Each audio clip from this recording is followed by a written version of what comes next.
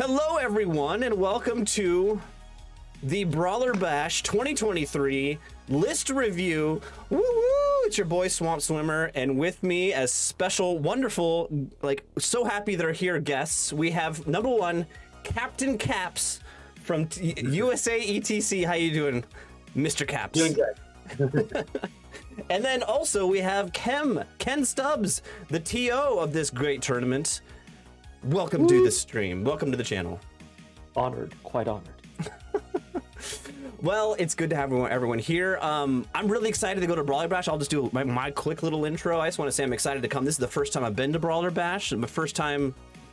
I'm on the East Coast now, and I'm coming to these East Coast tournaments, and I'm loving it. It's good times. But I'll definitely throw it over to you, Ken, and anything you want to just tell us about the tournament. Introduce us to the tournament.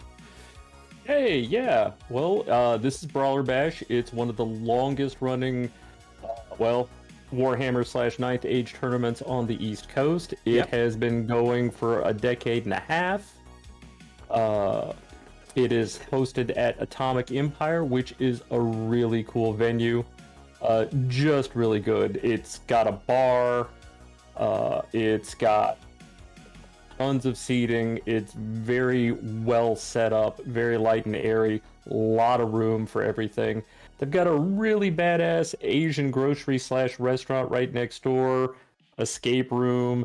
It's really well set up where it's located. I am a big fan of it. I wish I lived about 15 minutes closer. I'd be there all the time.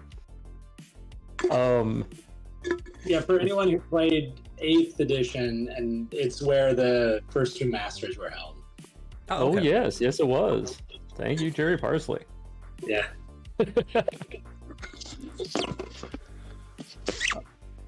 That's about it for the venue. Well, I don't think most of them actually care too much about the venue. We should probably get right on into the list review. Sure. Which is what they're waiting for. They're trying to fast forward it right now. Speaking of that, if anyone's interested, it is now live on New Recruit. So if you don't want to listen to us babble about lists for an hour and a half, you can go in there now. You can see your first round matchup, and you can see all the lists. But we're supposed to tell that at the end of the cast. That's fine, people. Don't worry. The viewers are on this video to see our brilliant insight into these lists. Yeah. Brilliant. Okay. Yes. I'm just gonna bring up round one, and we're just gonna go from top to bottom here. Match one. All right, so majority of these players I don't know, so you guys are gonna have to help me with names. But Grand Admiral Paul, I'm unfamiliar with. Yeah, real dark horse. Never heard. No, actually, that's Paul Loester. He's a local North Carolina native and lives within about an hour of Atomic Empire. Well-known player, very friendly guy. I think he's playing Undead this round. Yes, Undead. Vampire Covenant. So normally on these list reviews, I read through the whole list, but I think that's a little excessive. So, I mean, first off, how many players do we have total? 30-something? We have 27. 27. I was close. You were close. So 27. So yeah, we're not going to read through all these, but we're going to pick out the important things out of these lists. I'm seeing a big block of Barrow Knights. I'm seeing 2 sticks of Vampire Knights. And so he's got one Vampire that's a 1-up rerollable with the Reaper's Harvest, which is the that's the weapon that's like strength 10, wounds on your leadership, AP 10, right? Yeah, it's brutal. It is absolutely brutal. And then that guy is actually but neither of them are. Okay, sorry. He has one Vampire account who's Strigoi with Hypnotic, who's probably going to go with the Skeletons or the Ghouls? Probably with the Ghouls. Probably with the Ghouls. He's a Ghoul Lord. He has to go with the Ghouls. Isn't that pure logic? Yeah. He's got the Reaper's Harvest guy with Bestial Bulk, so he's going in the gas, and then they score, which certainly fits the problem. You know, this fact that their strength 4, he fixes their armor issue, so I like that. And then he's got the Courtier on Cosmo, who's going to go in the Knights. And what is Von Karstein? Von Karstein does a lot of new stuff, or old stuff again. It's like resurrected a number of rules. It's cast a rise on a number of the old rules. Yeah, the new bloodlines are pretty. They really got mixed around in the new update. So, he's got those 2 vampires. He's got the 1 courtier on a steed, kind of running around with the knights probably, and that gives him 2 adepts and 1 apprentice. So he's gonna take. I mean, he'll probably take 2 arises, and then he's gonna take probably the strength buff and reroll the wound. I mean, it might be 3 arises, strength buff, reroll the wound. It might be -1 toughness. Like I imagine he'll have 3 combat buffs and then 2 to 3 arises. He doesn't have any other spells in the list that I see. Yeah. But, heirloom. So he'll have 2. Oh, okay. 2 arises. Maybe plan. Yeah. I really like the 720 guy who's the general. The hypnotic pendant gives him distracting, and then the Unity Zen gets parry. Yeah, so he's definitely in the ghouls because the skeletons aren't parry. Yeah. Yeah, it really turns that ghoul block into a little something extra, a little tougher, a little tougher to get through. And then he's 4-up fortitude with. Oh yeah, the ghoul lord. The Strigoi guy. Yeah, his hatred. And the ghouls have hatred round 2. Yeah. And the ghoul lord. The ghouls have poison on a 5-up, so that's what. So he's definitely in the ghouls. Yeah. And then he's running around with 2 pieces of chaff, the 2 bat swarms, the 5 race, and 2 sticks of vampire knights, which is a good complement of small units running around. I mean, he's got a lot of threats. He's got, 3 pretty scary units, probably 3 kind of medium scary units. He's got some decent scoring. He doesn't have a ton of chaff. It's just the 2 bat units, and they don't move that fast. Yeah. Well, he can, with Von Karstein, can he create new units of chaff now? Bats and. Yeah, well, he can awaken bat. Yeah, so you're right. He can awaken bat swarms, great bats. Yeah. Ugh, yuck. What is Mysteries of the Night? What is Mysteries of the Night? I don't know what that is. That's where you can take Cosmo. So taking Mystery of the Night gives him access to cosmology. I see. Or shamanism and witchcraft. It was interesting you chose Cosmo. I personally think witchcraft is broke. But witchcraft is broke. All right, that's Paul, and he's up against Ryan Stottle. I know who Ryan Stottle is. I've played him before. Everybody knows Ryan Stottle. People who don't play probably know Ryan Stottle. Yeah. And he's on the ID, the Infernal Dwarves. Let's see. We like him anyway. I know. Freaking dwarves. He's got the Overlord and the Big Bull. No, it's not the Great Bull. It's just a regular bull. It's the medium. Yeah. So it's medium beast, double patty, not triple. This guy is no joke though. So he's a 2-up, 4-up, and if you have flaming attacks, he just goes to a 4-up Aegis instead of a 4-up regen. So he's getting a 4-up anyone. And then he picks between either a great weapon that has divine and flaming that he's probably going to be rerolling the wound with, or an infernal weapon that's flaming and does D3 wounds. How does he get to choose? Does he have a weapons master or something? Or yeah, so the Overlord can have 2 magic weapons.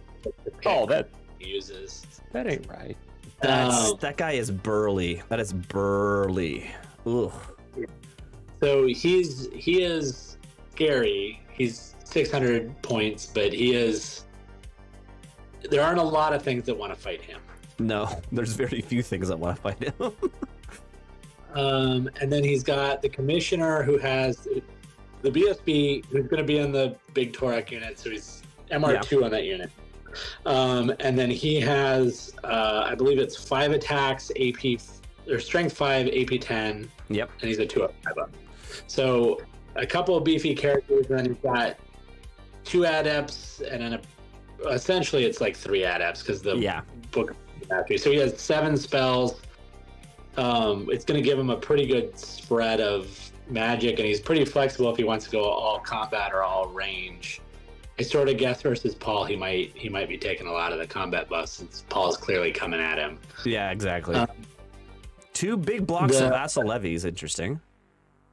Yep. So the Spear and Shield one, I mean, those guys are just for 290 for 40 models. They get battle focus, reroll charges. They're very likely to be rerolling to wound. Like, it's not a bad unit for that price. And then the bow ones are obviously just going to be putting out flaming tokens. Yep. The Anointed got cheaper. Those great weapons went from like 5 points a model to free. So I know Ryan's trying those out. It makes sense. It makes sense. He doesn't have a ton of shooting, like as much as you would normally expect from an ID list. He's got the 20 flintlocks. He's got essentially 2 war machines, the cannon, and then the nap the thrower, the little one that goes in the unit. Yeah. And then, I mean, it's interesting matchup because he's ready to fight you too. So it's going to be interesting to see those gas with the vampire run into the Torox with the connection in them. Everything. It's flying all the way to table 3. Yeah. I feel like this is gonna be a mashup in the middle of the board, and I think it's gonna come down to which character is gonna punk the other character. It could very well be who gets like a 2-on-1. You know, who can take a flank and then get 2 of their things into somebody else's poppet and just start rolling a flank. The VC army is not fast, and actually surprisingly the ID army is like decently. I mean, Paul's got 4 big blocks, but he's got 3 knight units, but I don't know how scared Sottle is of those 3 knight units. Yeah. He doesn't have any magic moves for the race. But Stottle's got 1, 2, 3 to 4 single models, depending on how he plays the commissioner. So it's actually blocking on it. It's two blocks coming at each other. For the record, in the official announcements for Brawler, I just posted the primaries and secondaries, so it'll be secure target on this one. Okay. Secure target. Yeah. I imagine they're both planning on fighting, so you're probably not going to have one where both people place the targets really far apart, unless they just one of them's thinking the match is a lot different than I do. Quick shout out to the chat. Keith says boo flags being round 5 Ken. Boo flags. Hey. Sad. But yeah, these are, it's 2 combat lists. There's not a lot of chaff here. Yeah, true. So the question is, guys, in this list review, do you want to predict winners in the matchups? I personally like it, but I've gotten some flack about we shouldn't do that in list reviews. What do you guys think? I don't mind. I'm gonna pass on making any judgment calls, but part of that is because I only play 3 people. Right, so I have no actual meta knowledge. I'm like, oh wait, ID do what? They have what? Oh my god, that's horrifying. So all right, I'll pass on that. But Ryan, who has at least some knowledge, may or may not choose to enlighten us. This is an interesting one. It's interesting because I don't know how Paul, as long as the Overlord doesn't go into that one vampire with the Reaper's Harvest, I don't know how Paul deals with the Overlord. Yeah. But I don't know how, I guess he can shoot it up, but the ghouls are going to be a real problem for Ryan. I think I'm going to, this is a tough one. Maybe a nod to Ryan, but I don't know. This could go either way. I don't know on this one. My vote is for Ryan. I think he doesn't have a lot of shooting, but he has more shooting than the VC. And I think all the flaming is going to hurt the ghouls, right? Because ghouls have a fortitude save, right? The regular ghouls don't, but the ghast do. Yeah. I think that's going to be the difference. So there's my prediction. But let's go on. Let's go on to round 2 or match 2. I mean, sorry, table 2. What am I trying to say? Ben Mitchell. I know Ben Mitchell. This is a spicy match. I've never heard of that guy. Huh. Ogre Cons. I can tell you what this list does. You might not even bother to look at it at this point. Oh no, I know this list. You know this list. This is a list that I did not appreciate what this list did when I first saw it. I'll say that. He's got a great con that, just 500 points. It's not bad, but that guy will kick the butt of almost any character in the game if he gets to charge it. Because he is. He's a 4-up with 5 wounds, res 5, so he's decently tanky. Liger's Tongue means that you're -2 offensive, so he's effectively defensive 8. And then he gets 5, 6, 7 attacks at strength 5. But then he goes to strength 6 on the. Oh, did Ben make a mistake here? I think that's supposed to be Kingslayer, not Hero's Heart. Ben, you might have made a mistake. Yeah, I think that's supposed to be Kingslayer. Uh-oh. What's the price difference on that? The Kingslayer is actually cheaper. That's a TO decision, but moving on in the list. Yeah, so the idea is, if he fights a character, if he charges that character, he gets 8 strength 7 attacks, rerolling 1s. Ooh. It's he's D3 impacts, and he's beefy.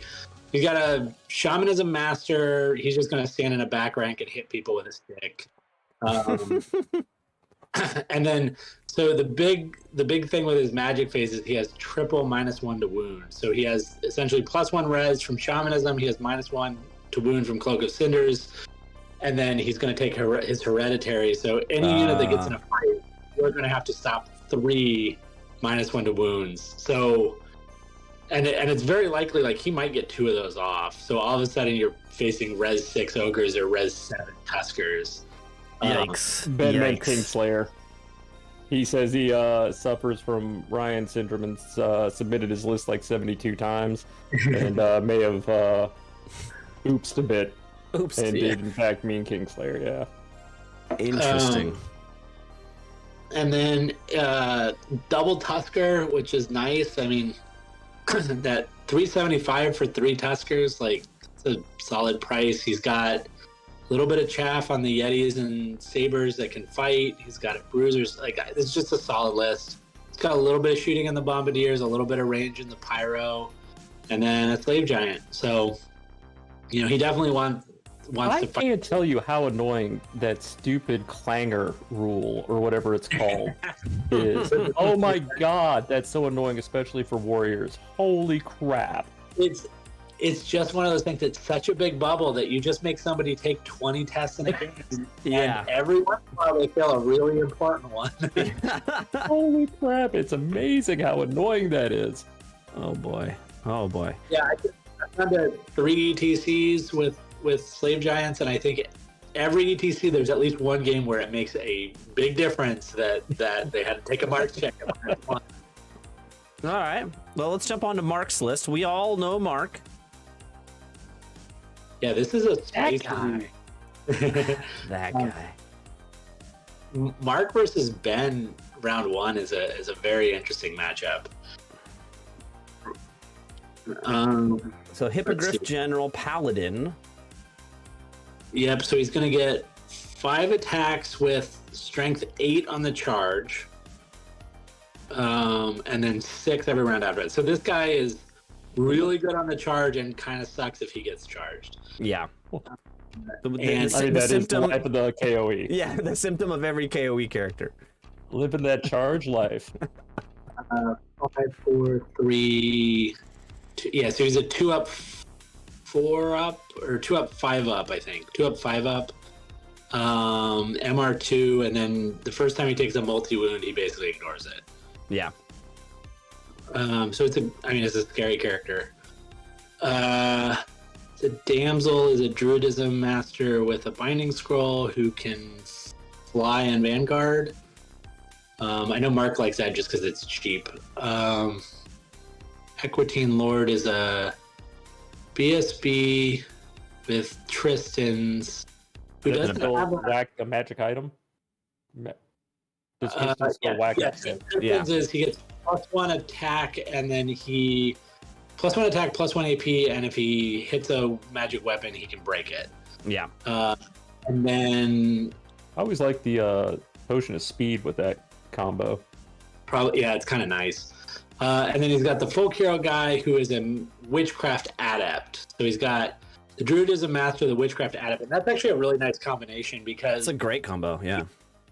he's going to have double. So he's going to have stone skin where you can't wound him on better than a 5-up, and he's going to have wheel turns where you can't wound, like essentially you wound him on 4s, and then he's going to have potentially 2 abilities to drop your weapon skill as well.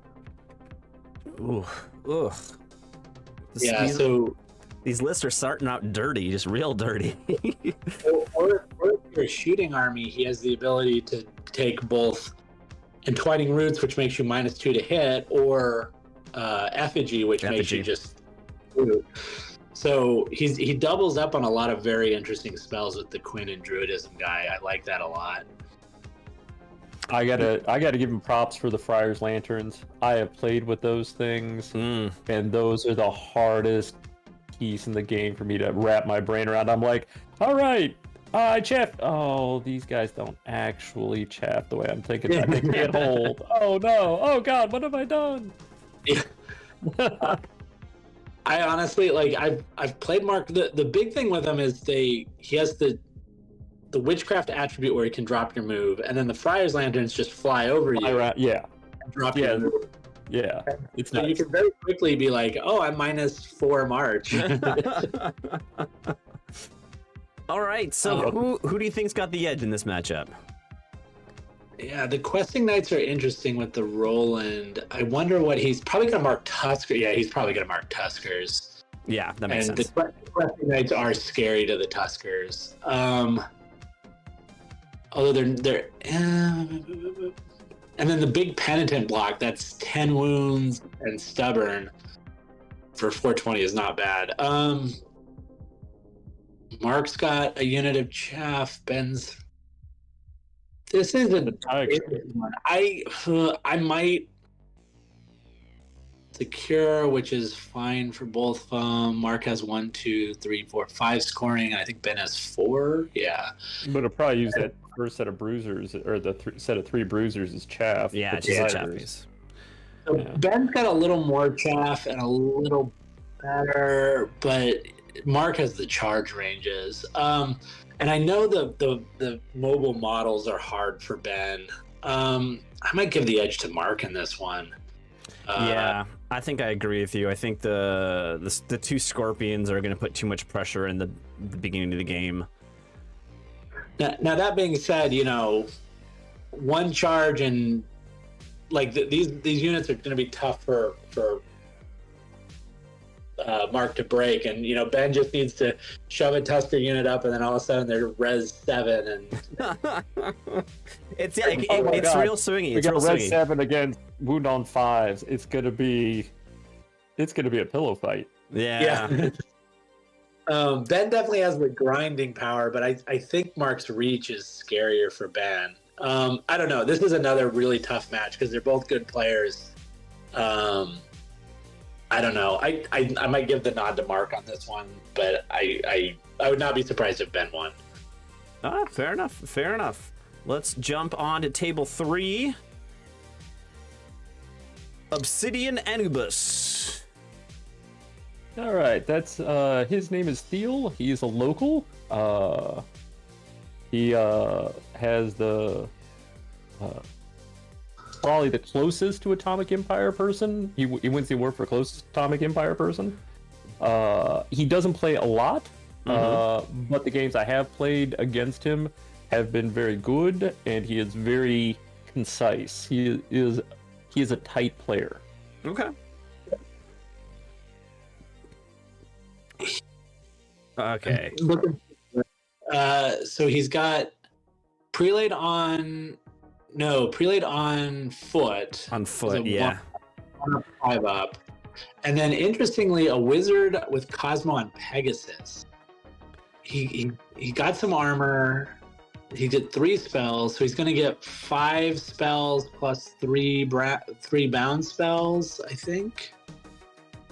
Yeah, he doesn't have any cards, so he's going to have 5 spells and 3 bound, which is fine. He's going to have Div and Cosmo,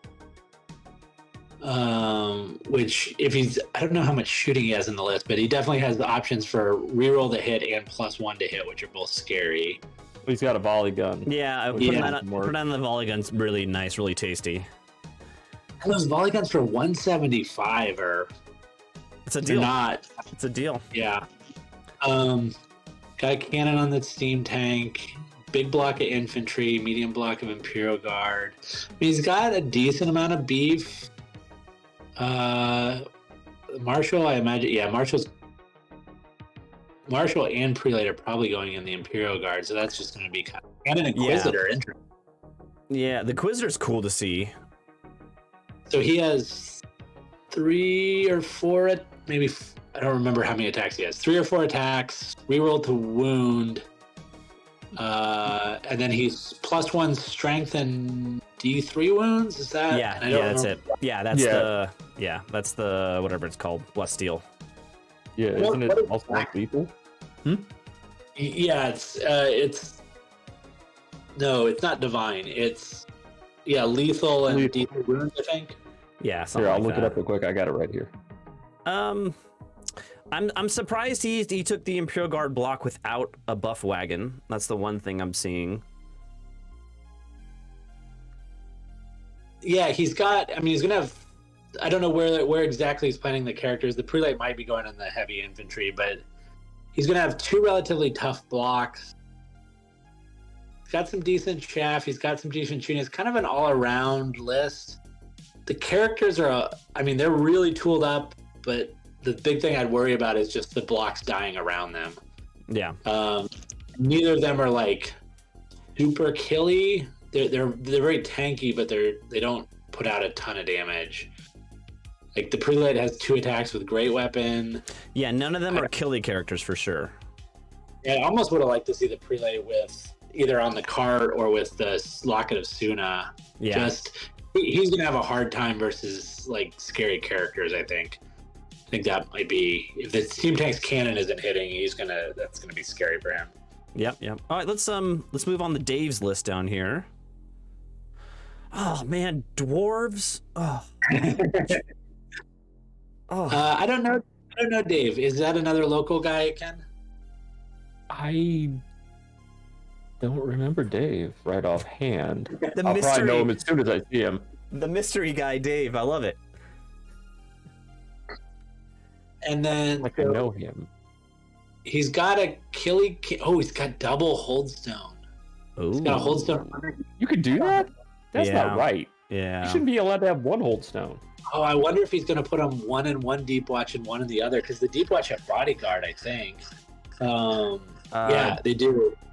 Yeah, Deep Watch do. So that's going to be 2 really hard to move units. So he did there because they're dwarves.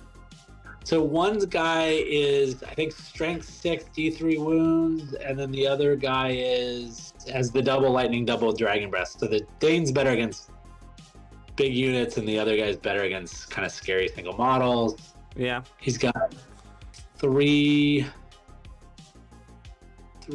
plus so he's got 6 runes. That's solid. Where's the Rune of Denial? I don't remember that one. Oh, that's the Dispel Scroll one. Yeah, that's the Dispel Scroll. Got a Dispel Scroll. He's got a good list. And he's got double catapult and a flame cannon. Ugh. Oh, yeah. So he's going to sit back and shoot you a whole lot and then hope that when you get close, the blocks run up and just pin you. Yeah. And the one thing is, his one downside of this list is those Deep Watch are only 20 strong. I mean, they are tough as nails, but they're still only 20 strong. Now, he did not rune up the catapults, which I'm a little surprised about. Almost always you see those guys runed up. So it's strength 3 catapults, not strength 4 catapults. They're still, I mean, 190. They're still cheap. And then he did rune up the flame cannon, which what does that do? Runing it up makes it. Oh, it goes to height large, so it's just so it can shoot over his blocks. It's 10 points. Yeah, it's auto include. Yeah, I mean, the blocks are a little smaller than I'd worry about. Kind of the small size of the blocks here, but those are some tough blocks to get through. This is an interesting match because this is actually one where Anubis's characters are not like real overmatched, and they'll actually provide a lot. Like an Imperial Guard block hitting a Deep Watch block, that's just going to be, they're going to sit there forever. Just never break. You're like one side is going to have to kill the other side to a man. Oh geez. I think definitely the secondary is going to be a difference maker in this. Whoever can work a lot more shooting. Whoever's going to push up and sit on those objectives. I'm gonna go with the dwarves because he has a lot. Like he actually has a lot of shooting, and it's a lot of shooting that kind of scares Anubis. Like if those catapults and flame cannon just focus on the heavy infantry, like they'll do some real damage to that unit. Same with the Imperial Guard; they'll chip away at that. They're only a 4 up. Yeah. But like you could also have a match where like if Anubis just doesn't want to fight and they sit 24 inches away from each other and just kind of that's boring. Yeah. I'm gonna go with Dave on this one. Yeah. This is another interesting match. I think so. I think Anubis doesn't have enough shooting to really make a dent in any of these units. The other thing is that Peg running around by himself like is actually very scared of those catapults. Yes, even just a steam copter getting in its flank and just like taking out half your magic, just running around after you and shooting you, can matter. Yeah, I think I'm gonna go with Dave on this one. Do flame cans have AP? They're within half range. They do. They're AP 1 at long range, and then if you're within 12 inches, their strength 5 AP 2. Okay. He really does not want to get the chickens near that, then, right? Because that is the kind of thing. I mean, it actually makes fried chicken. He definitely doesn't want to be in short range because then he takes the multi wound. That's what it is. Yeah. I mean, he can take a hit from long range, and the short range is only 12 inches. So if the chickens go to 12.1. They only have a 5 Swift Stride chuck to make it into the gun. Yeah. The biggest mistake I see dwarf players make with that, and he might have been thinking about this already because he paid for the large size, is they'll put that gun right in the middle, and it becomes a springboard into their army. Yeah. So he might be planning already to put it behind and just wait for opportunistic shots. All right. Well, let's move on to table 4. Here we go. Mike Anderson on the Highborns. The Highborns. And Phil Carl. On the chicken. Gosh, Dan, Phil Carl. High Prince with the Nova Flare High Prince. Prince General with the Sliver. Krennic Tower. A regular BSB, High Warden of the Flame BSB, Sea Guard, Spears, Sword Masters, Rima, Phoenix, an Initiate, and an Eagle. The Frosty, the Initiate. The Frost Phoenix. It's cool. It's solid. I mean, it's got some decent fight combat. Like it's for 330, it's not bad at all. Man, you just get that in like a combo charge, and he like all those debuffs that it does really helps out. He's got 2 flyers and some decent combat. He's double War Banner of Rima. He's wanting to charge you. And that's a lot of this will be interesting because if Phil's taking the list, I think he's taking at least the Empire list he's taken before. Those blocks can take a charge. Like they'll. Phil That's a lot of from the chat is saying Mike wins with a Nova Lance. Yeah. Well, I mean, just 60 spears is a scary place to go in with a bunch of knights. Yeah. You know, you're charging, and then he's going first with, you know, what, 20 attacks with AP3 or something, maybe, you know, depending on what the buffs are. He doesn't have a lot of magic. He only has He's got the 3 spells and the initiate with on alchemy. And the initiate, we haven't had the high elf update, so the initiate is still, it gets a little worse in the update. Yeah. But it's still, it's 2 spells on alchemy, and he can pick in his channel 3, or channel 2, so he gets 3 channels. He has 5 or 6 spells. Yeah, and alchemy is not great for Phil. No. Well, let's go on to Phil's list. Let's see what Phil's bringing. I mean, we can assume we know what he's bringing, but yeah, something close. It's the 1+ wall, I think. Yeah, he loves that list. He's got the prelate on the altar. He's got a master on div, knight commander general, marshal BSB, and then 1-2 blocks of knights. One of them's a big one, and then 2 blocks of the Sun Griffin, and then the steam tank. He's bringing back the steam tank. He's bringing sexy back. Can't say I mind. Steam Tank's pretty iconic. And what they did to it last time was a travesty. It's gotten a little bit of a buff in the update that just happened. Daddy! Hold on while we take a daddy break. But yeah, I played Phil at a one-day tournament with a list a little bit like this, but instead of the steam tank he had, and the raiders, he had giants. Which, Phil, you're in the chat, I know you are. Damn those giants. Oh, hey, real quick, since we're live and on camera right now, big thanks to Mrs. Ryan Caps for letting Ryan come down. I want this publicly announced. Thank you, Mrs. Ryan Caps. Without you, this tournament may not have happened like it did. Thank you. We made a trade. So for her birthday, she got to go to Florida with some friends, and I watched the kids for 4 or 5 days, and then now I get to go to some tournaments. That makes sense. It's a good trade-off. But yeah, so it's classic Phil. Phil always will pick a list that's just like super resilient and hope that you run into it and just bounce off.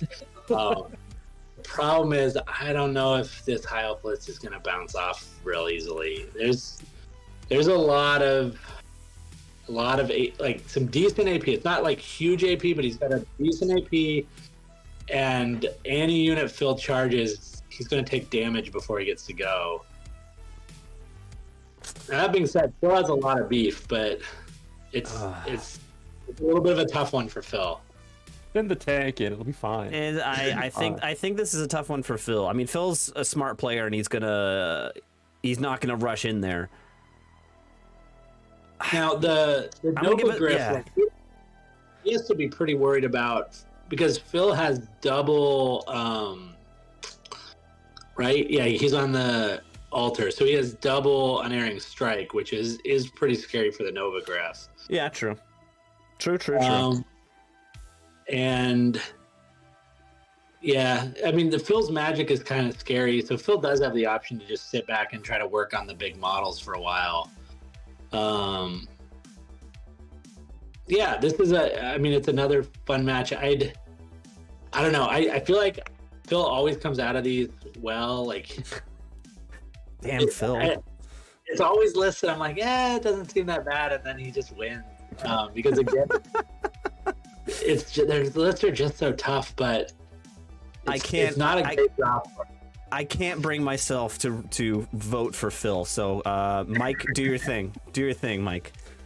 I'm gonna vote for Phil as long as those knights of the Sun Griffin are all chocobos. Blake, win. We have a TO problem here. I just realized, it was just pointed out by chat. Thank you, Blake Park. The Highborn list is 4,510 points. Oh no.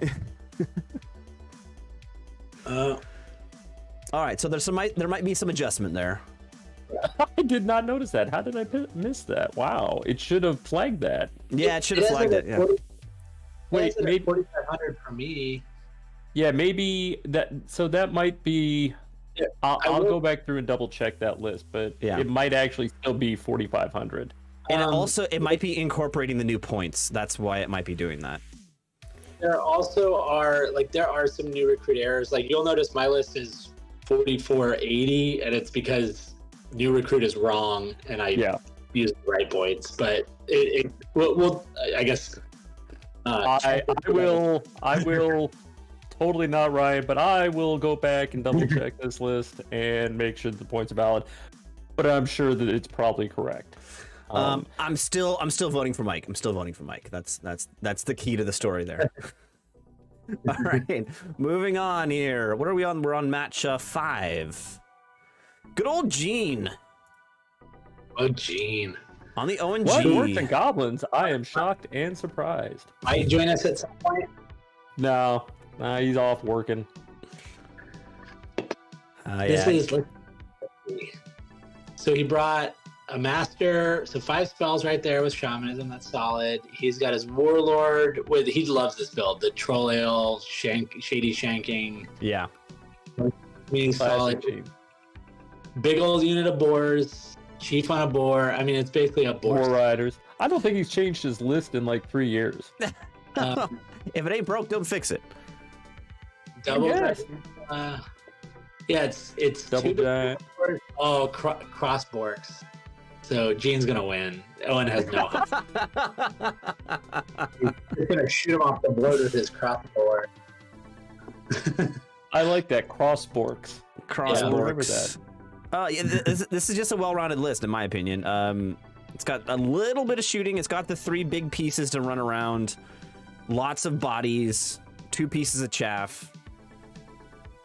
Yeah, I think I just don't have the same faith in orc boar riders that Gene does.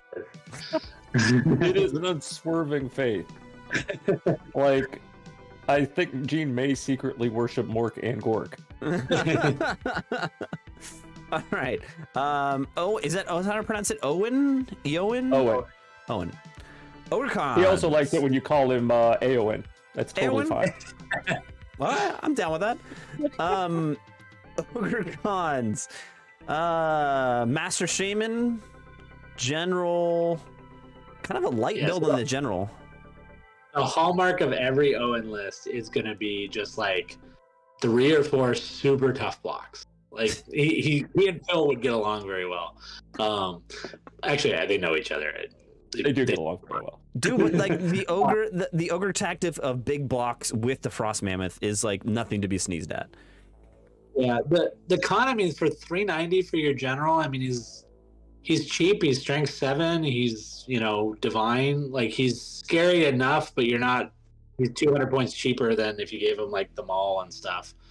So it's solid. Banner speed. Oh, double. I wonder if that con's going in the mercs and he's going to be move 8 mercenary veterans. Oh boy. Oh boy. I kind of hope he's doing that. But maybe he's just he's either move 7 with 2 Swiss Stride units, or he's 1 move 8 Swiss Stride. But I mean, it's going to be a fast unit. He's going to be on you, and with Cult Leader, Great Weapon. I mean, yeah, he's got every character has Great Weapon. I have a personal grudge against saber-toothed tigers. For whatever reason, especially the way Owen paints them, he paints them like camo or whatever, and I literally missed them on the table. I'm like, I declare charge. He's like, what about the cat? I'm like, what? Oh, Jesus, there's a cat right there. How did that even happen? Damn. So, Gene, you need to make sure you know where all the cats are. Gene, At any key point to the in game. time, ask Owen whenever you feel like it. Where are your cats? Constantly. He's okay with it. It's just fine. Yeah, it's a solid. I mean, it's 4 pretty scary units. No, yeah, 4 scary units. It's kind of blocky for me. It doesn't have much shooting at all. My daughter's trying to break into my office. I don't know if you guys can hear that, but my door might come down in a minute. At any time, you can take a kid break. Don't worry. ONG is somewhat susceptible to fear and terror. Do you think that's going to play a party at all in this? He doesn't have much terror. He has fear, but Gene's the warlord. What is he? Leadership 9? Yeah, he must be leadership 9. So maybe a little bit, but Owen doesn't cause much fear either. I think it's just the Tuskers and the Frost Mammoth. Oh yeah, I guess it is. Yeah. Yeah, so it's a lot of beef for Gene to get through. Gene has the mobility. Like Owen has the straight line movement, and he's probably not scared with like some of these, like he's probably happy to have Gene just like come into the front and fight it out. Especially with that Frost Mammoth, he's gonna go first with 2 or 3 of his units. I think the key right here is the Frost Mammoth in this game, and I think it's going to win it for the Ogrecons. I think Gene needs to, like, Gene's answer here is the 3 single models. If he can play off, slow the game down, and have those single models, like, eat the Saber Tusk, panic off the Saber Tusk, kill the Frost, like, he needs to get around the flanks and cause Owen problems with those models. Because if he doesn't do that, Owen has too much beef to just push him off the board. Yeah, I agree. Okay. I'm gonna go Owen on this one. Oh, I'm going for Owen also. We are on to match 6 here. Chris McDonald on ONG also. Nice. 2 ONG players. I am surprised and happy because isn't the new book coming out in like a month? Yeah. I don't know. I haven't heard an exact date, but I've seen a draft copy of the book, and it's getting close. Cool. Shady Shank and Warlord here. Another one. He talked to Gene, and he said, big Warlord. He just didn't put him on a boar. Oh no, yeah, he did it. He's got the Great Green Idol BSB and a Giant and a Gargantula. Sorry. Yeah, so he's got some beef. Oh, so 30 Ed Bashers. Are they common orcs? They're not feral. Yeah, with Green Tide, and then also 24 Iron Orcs. That's a large Iron Orc unit. Yeah, so he's got 3 big units, a little bit of chaff, and then 3 monsters. This is 3 big units. So each unit gets a monster to play around with them. What's his magic? Oh, I like this common orc board chariot cleansing like. So he's res 6. Right, Tech is +1 res, I think. Yeah. He's a res 6, like 4 up, 3 up armor, something like that. 3 up armor, res 6, maybe 2 up armor, res 6. That's a nice little 290 point. I like that. Yeah, that's nice.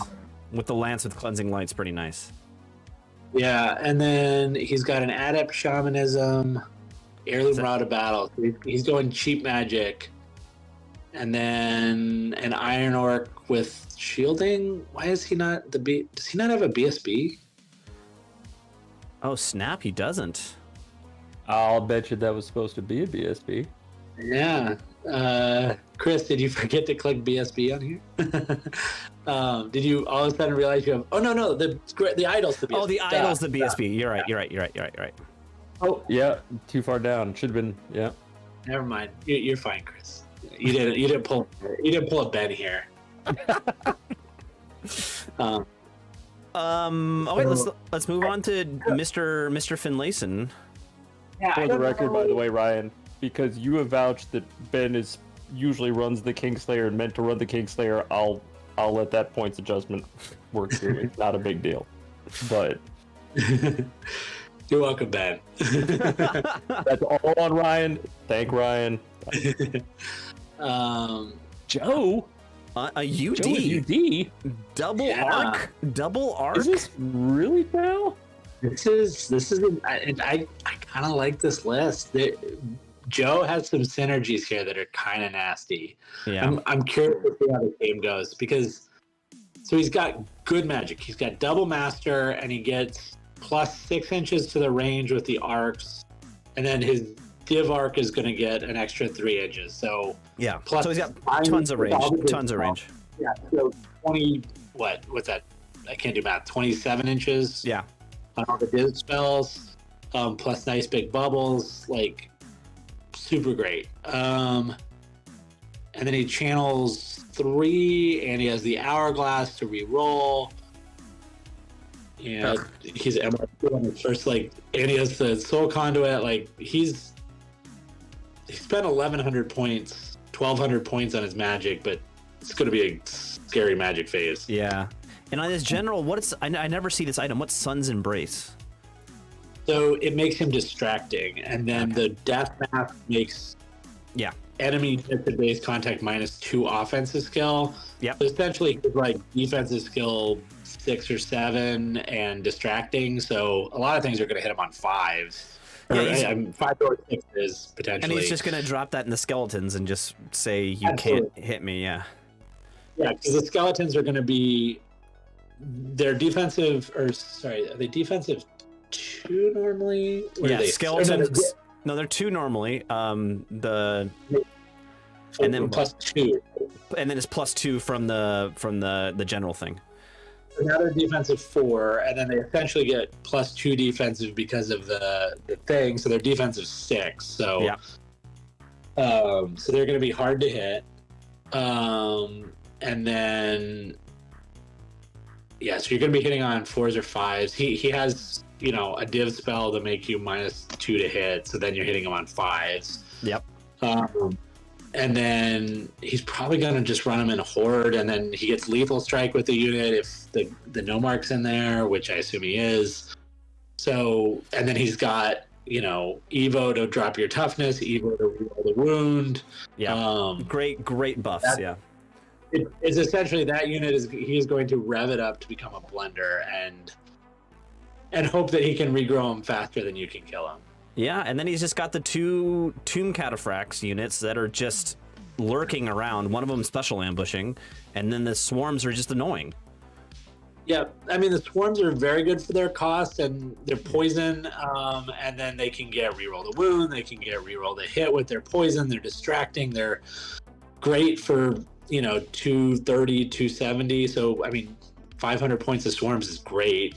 The 2 Cataphract units are scary, especially with the magic. I mean, he's got 3 to 5 scary units. He's got some decent movement. I mean, the Scepter gives him 18-inch bubble, so he's not. Or no, wait. What does the Scepter do? Is that? I'm mixing it up. The Scepter. I never remember this one. I don't know. All right. Just for the chat, we are confirming that the new points have been added into the 4 batch 2, so the points are off, but the lists are correct, so we'll just leave it at that. So his unit gets stubborn and autonomous. I don't know who he's going with. I mean, he doesn't. It's a 2-up armor. Maybe he's supposed to go in the skeletons just so they're stubborn and they don't crumble a ton. Yeah. But the general's going to be in there. I mean, I guess he's going for stubborn. Honestly, what I would have liked to see is you can build some really good no-mark and architect guys on. I don't remember which one. You can build a really good cowboy on an Amut, the Harbinger on an Amut, and then put that thing on him, and then the units can move around on its own. But yeah, I mean, he's got 3 ambushing units. So he's got 2 skeleton scout units. So he's got 2 to 6 units of chaff, depending on what he needs to do. He's got at least 3 pretty beat stick units. I mean, this is a good list. Yep. He does not have much shooting. He's relying on that Div Master to do all his range damage. Yeah, but that's typical. Yeah. I think in this matchup, Joe's a great player and it's a great list. I just got to go with Joe. Yeah, I mean, the swarms are going to be really rough for the orcs and goblins to deal with because he doesn't have anything that can really take those out, and they'll cause those. They'll really mess up an idol. Yeah. And then I think his unit may be grindy enough to just take the Ed Bashers in the face and end them. Yeah, I think so. I think they could. I think they actually could. Yeah. And then the orcs can't really spread to get the secure. And if Joe splits the tokens, he can just say, okay, there's one on this side of the board, and I'm going to ambush a unit in there, and it's just going to sit there and take that objective. Man. Yeah, I'm going to go Joe with this one. This is sorry to Chris, but this is a rough draw for you. Yeah, I agree. All right, moving on. 7. Match 7. Antonio. On the high board. Hiles. Ooh. All right. Let's see. So we got another Nova Flare, but this guy's on a horse. He's not on yeah. the typical Griffin. So he's a 2-up, 4-up, I think. 2-up, 5-up. I think so. No, it's 4-up because he's got diadem protection. Okay. Yeah, 2-up, 4-up, and then Nova Flare, and he's solid. He's not super expensive. Queen's Cavalier, what does that do for him? That just makes it you can have more monsters or more. It skews the percentages. I don't think it does. That's. Or am I just losing it? The other characters aren't on mounts, so that's not.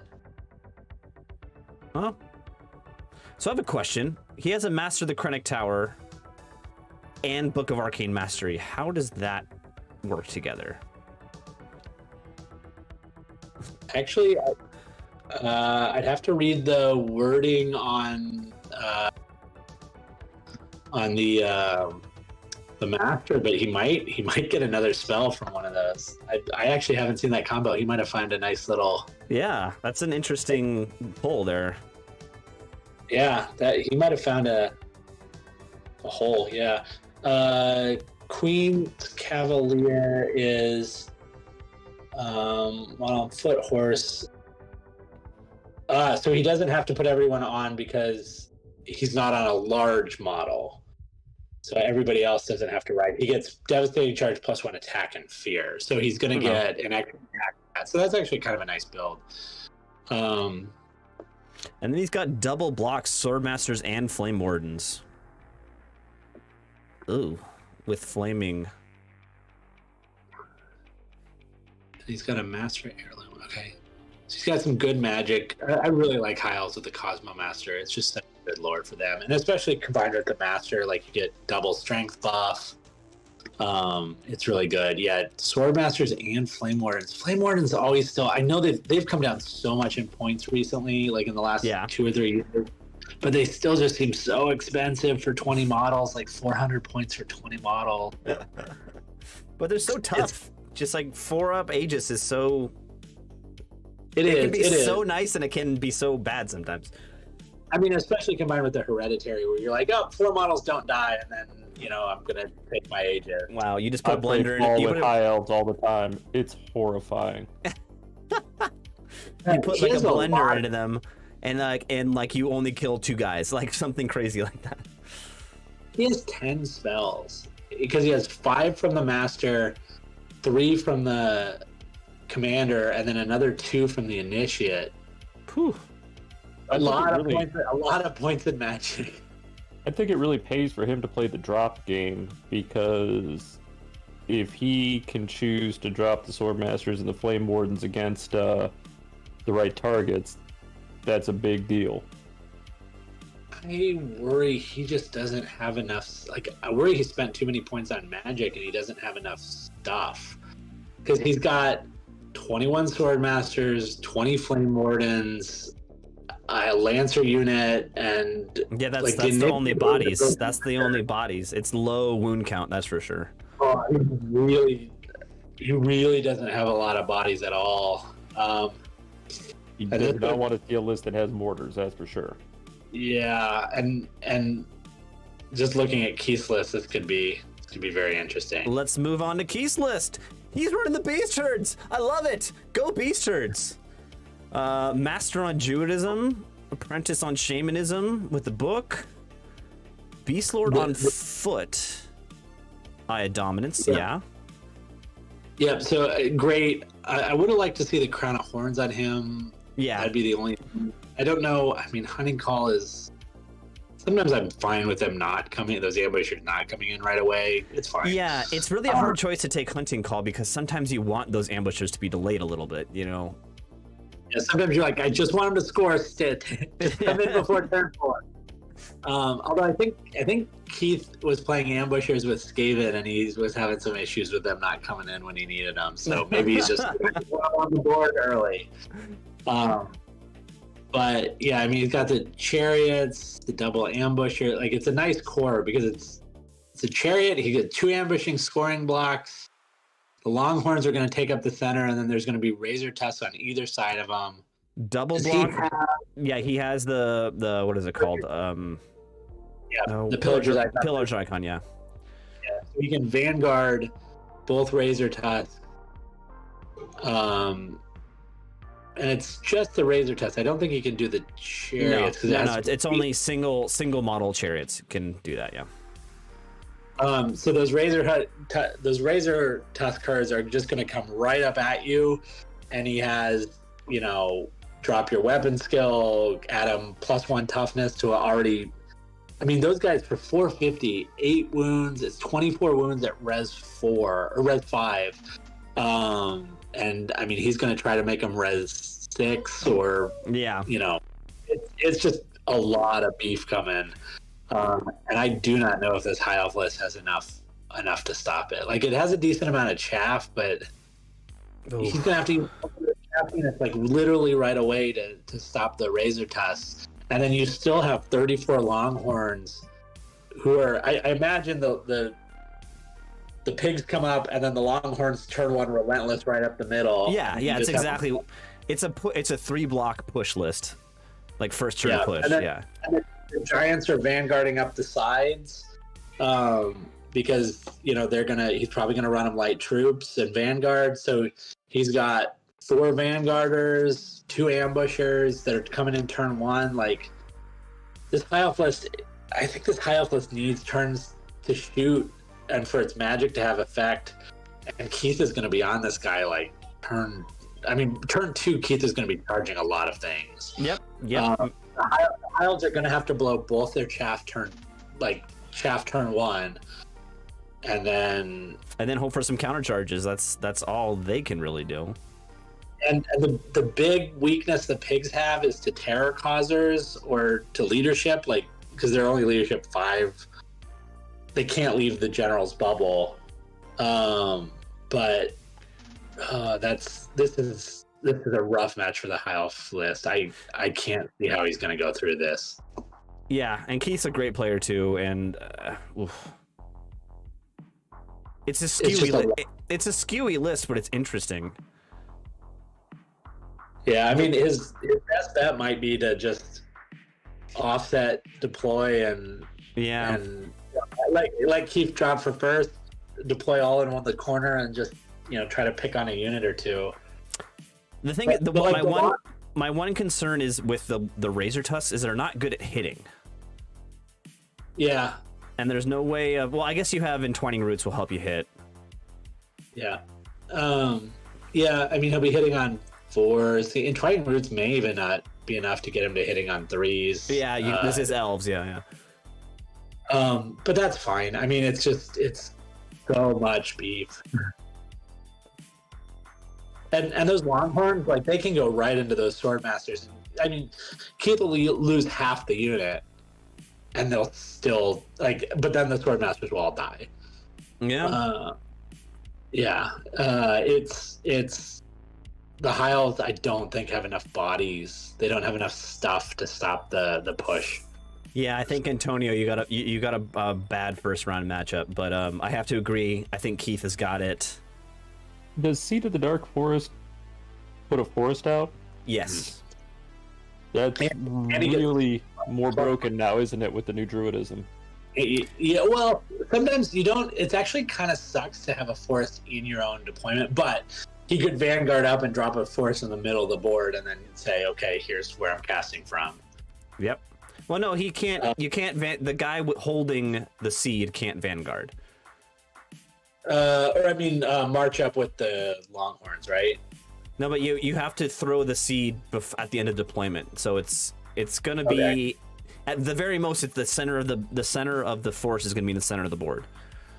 Okay. Yeah, I mean, I think that druidism guy is going to be going in the mongrels anyway to just kind of hang out and from behind. And he can just sit, and if he doesn't want to throw it, he can sit in it too and get that +1 to cats, which is nice.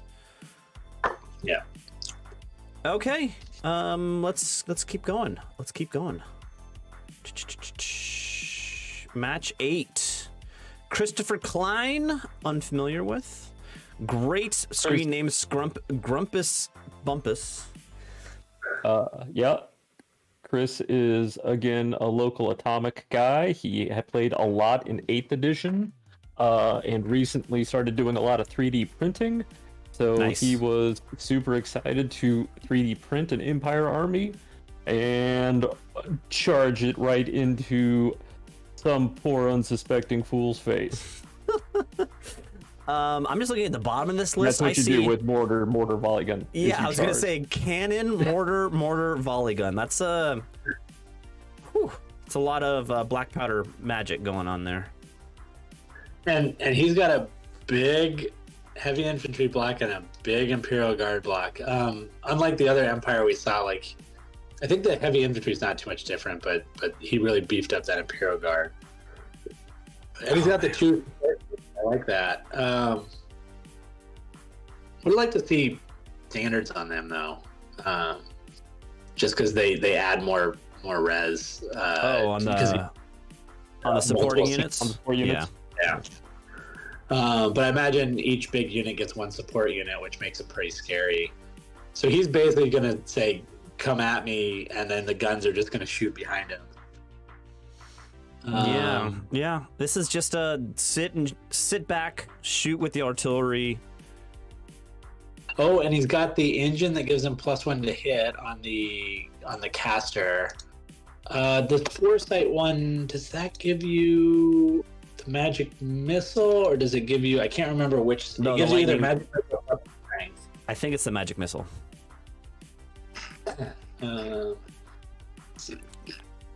Because Foresight's lightning reflexes, which makes sense with the Great Weapon Imperial Guard. And that gives him the magic missile, I'm pretty sure. Foresight gives you lightning reflexes and ice and fire. Yeah. Okay. So he's got the div missile, ice and fire. That's fine. I mean, he's going a little magic light, but he's got 3, 4, 5, 2, 3, 4 spells plus prelate plus unerring. He's basically got a discount div wizard, like div master, because he's got unerring strike, and then he's got 2 spells from div and heirloom. So it's not a bad setup. yeah. Marshall's going to go in the Imperial Guard to make him stuck. Or actually, one of the Marshals is going to go there. Both units are going to have hatred. The Artificer is going to be helping whichever gun is the best. It's a solid list. I mean, it doesn't have much chaff. It has 1 unit of militia. Yeah. And 1 unit of rangers. And rangers, yeah.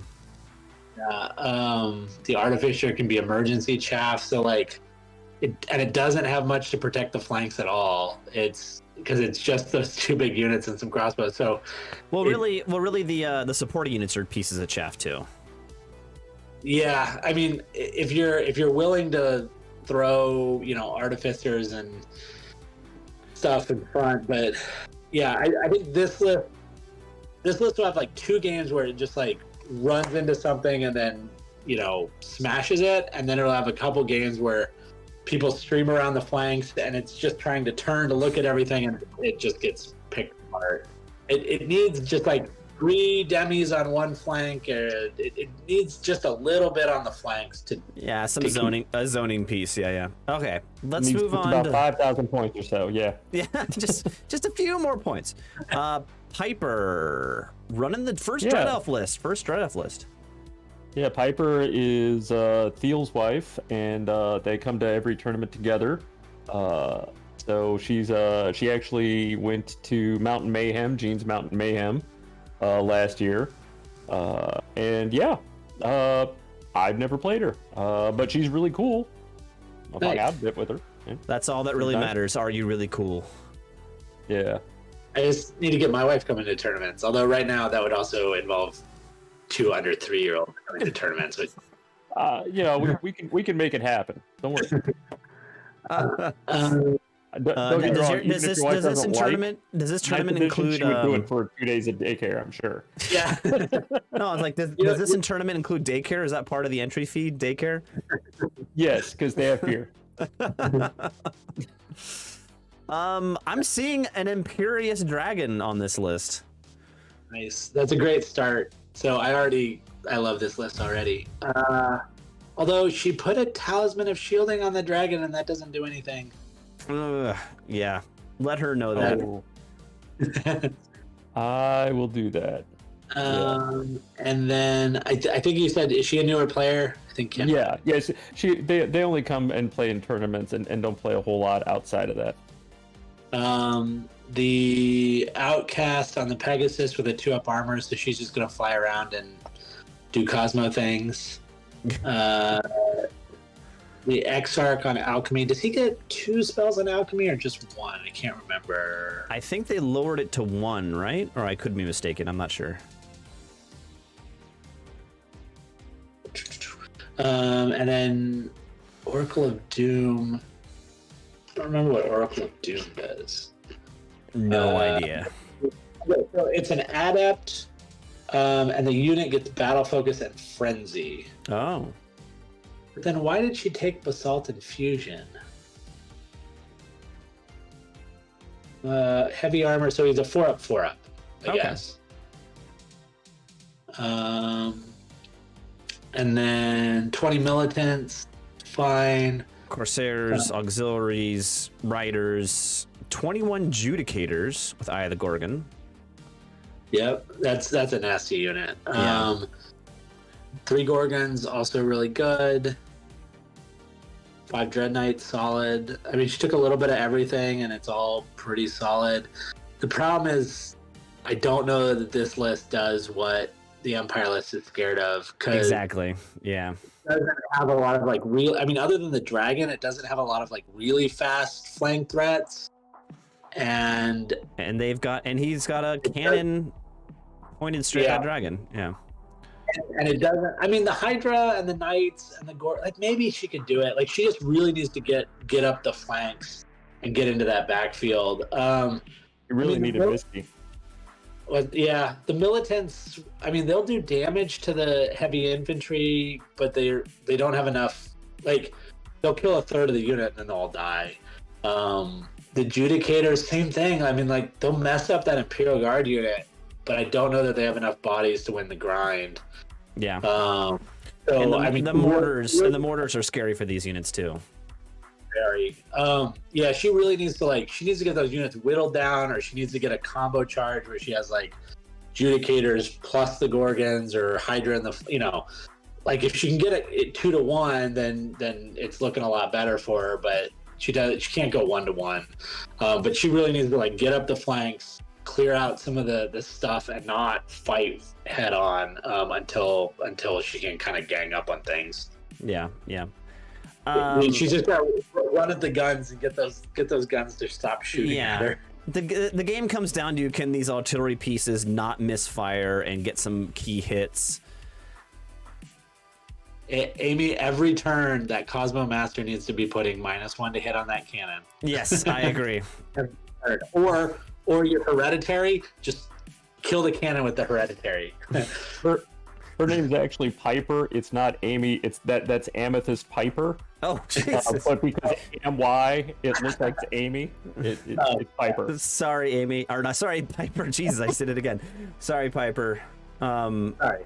I think Piper, it's a tough matchup for you, but you got to protect that dragon, hide it if you can, try to get around the flanks.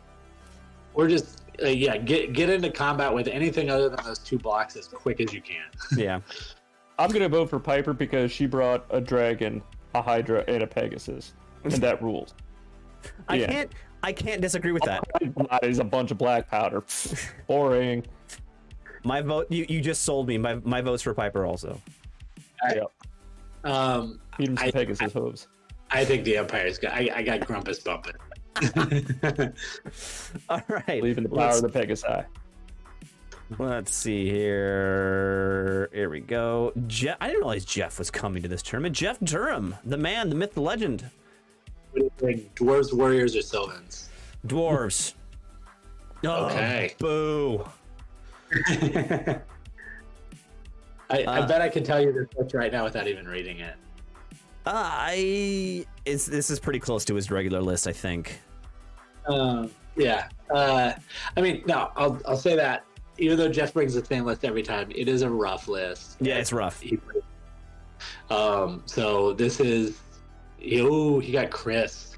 Yeah, this is going to be a rough, or this is a really interesting game. A tense game. It's going to be a tense game, that's for sure. And there's a lot to be said for running the same list over and over again. You know it. Yeah. You really know it.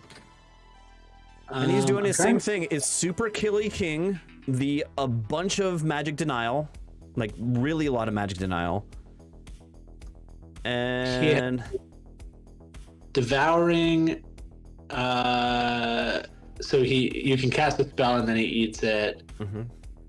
And he has Rune of Storms. Ooh, I haven't seen that one in a while. What is Rune of Storms?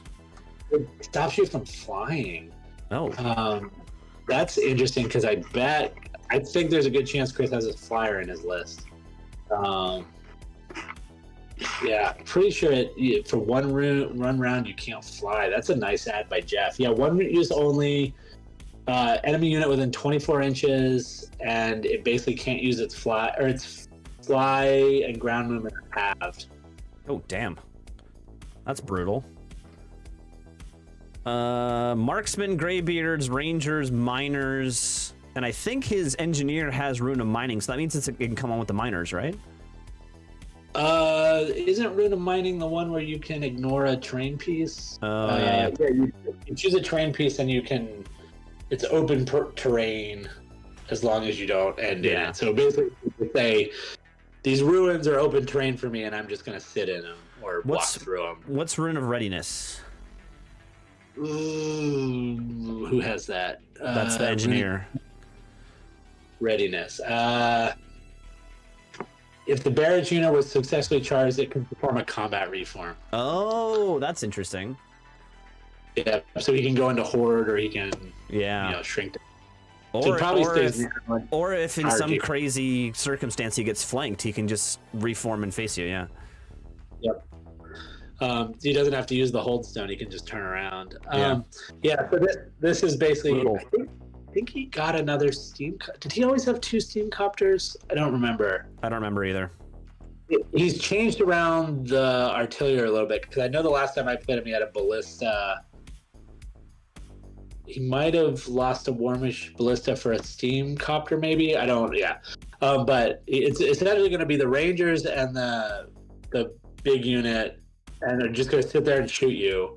And then the big Greybeard unit is just going to wait until, or will come at you, and he'll just move at you. He'll magic move at you. And then once he gets there, he's just going to load up buffs and say, "Fight me." And Jeff is really good with this list, so it's going to be a tough time for Chris. And then a cannon and a room-crafted organ gun is never fun. Never fun. Let's jump to Chris's list and see what he brought. If he brought a flyer on a zombie dragon, so there's your flyer. Chris has been playing with a zombie dragon for a while. Although this is interesting.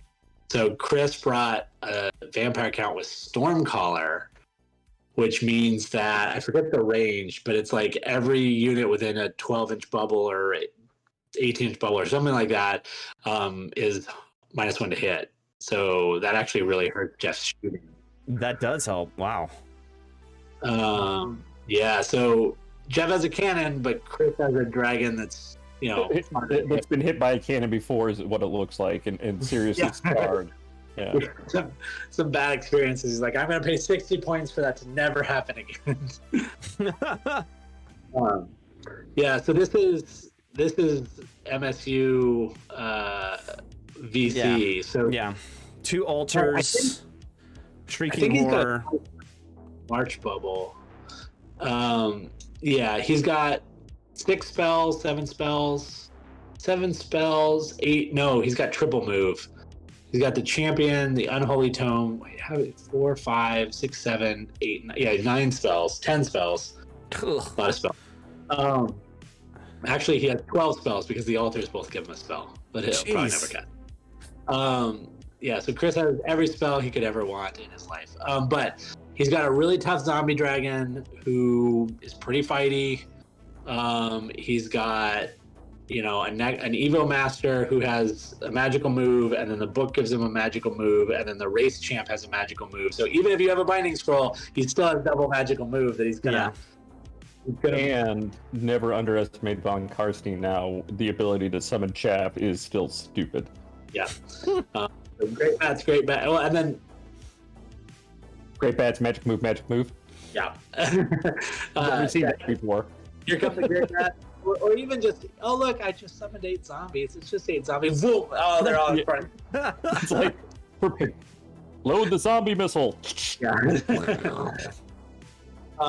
That's rough. He just wants the zombies are just there to score. The ghouls are, I mean, they're fine. 33 ghouls, they're fine. The banshees put out a surprising amount of shooting. Yeah. And they're just hard to deal with. Yeah.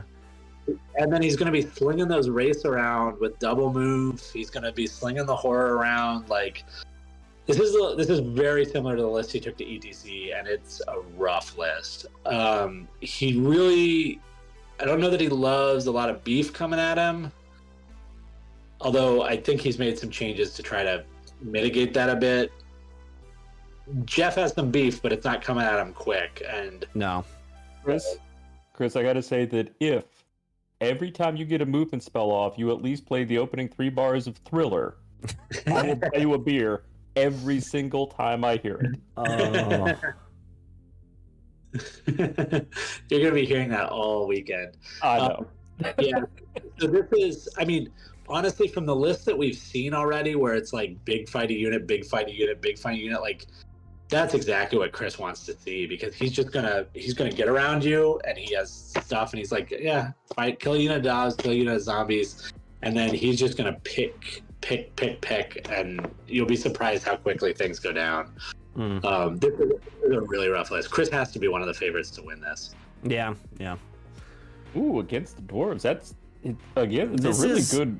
Oh, I don't even mean this match. Like, I mean this tournament. Like, yeah, it's a tough match because I don't want to underestimate Jeff's dwarves, because Jeff's dwarves are rough and he has a lot of shots, but VC are pretty good at absorbing shooting, and Chris, that's already, and then Chris kind of turned it up a notch with Stormcaller and extra chaff and stuff. So I think it'll come down to Jeff shooting versus Chris damage.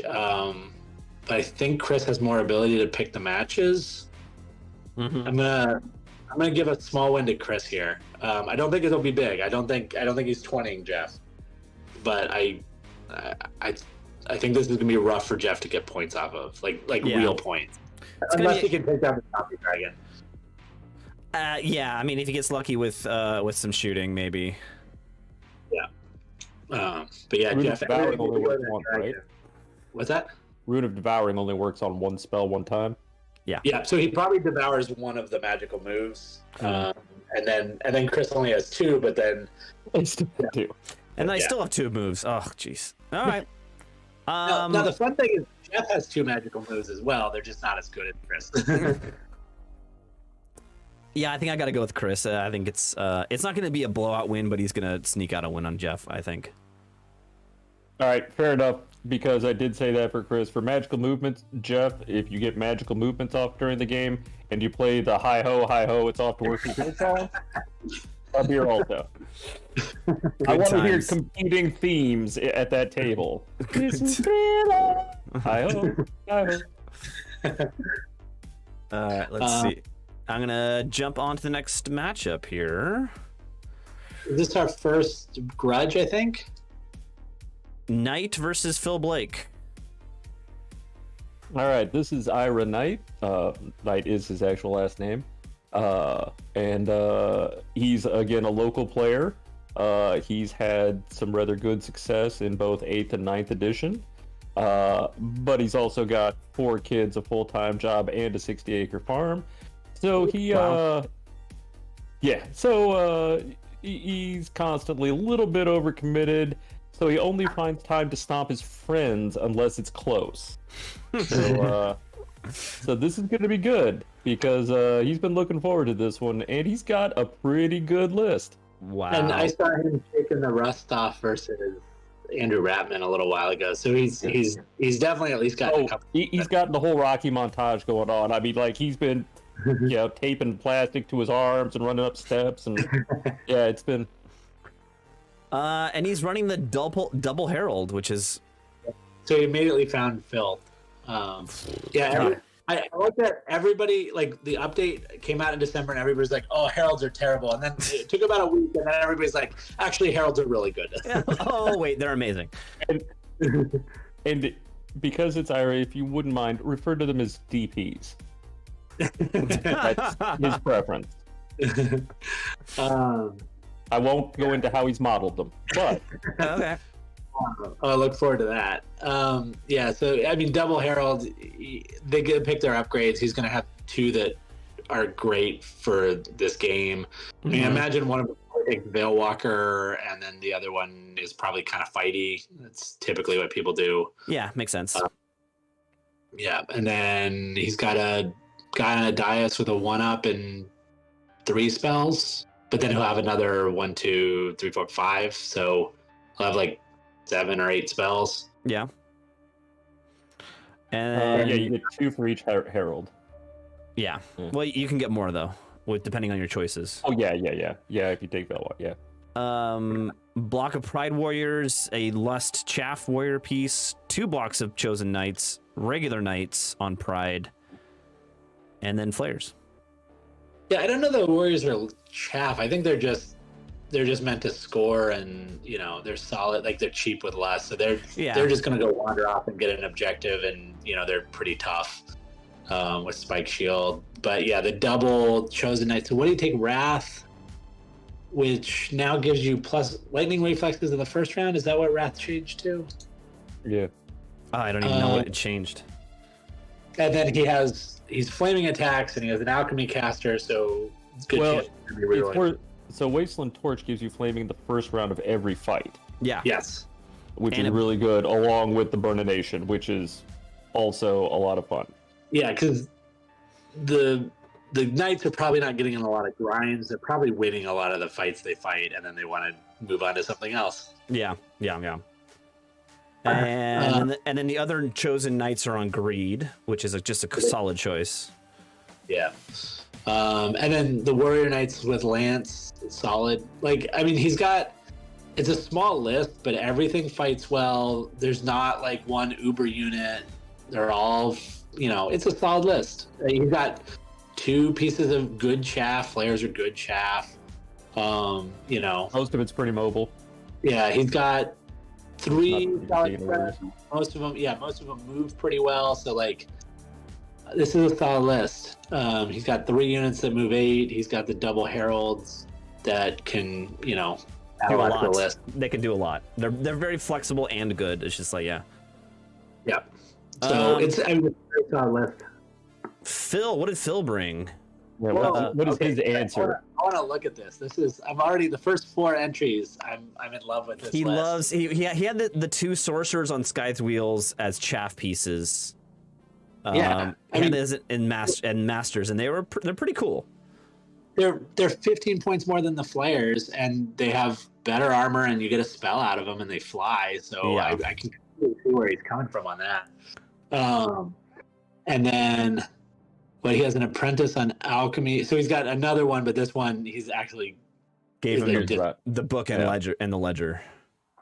So he's going to get breath weapon, reroll the hit, alchemy spell, or I guess he can always take the hereditary, and then an adept on Evo with a rods. 3, 4, 5, 6, 7 spells, but none of them are kind of like big scary. Yeah. It's 7 solid spells, and then he's got Ira took like 4 and 3, like decent sized shows, and Phil just went 5 and 5. Jeez. And 5 double and 5 on Wrath. Oh my god. Those chosen carries down in price. Like, that's Phil is looking for value here. I feel like Phil's like going to the budget supermarket and just being like, okay, what got give me all of that.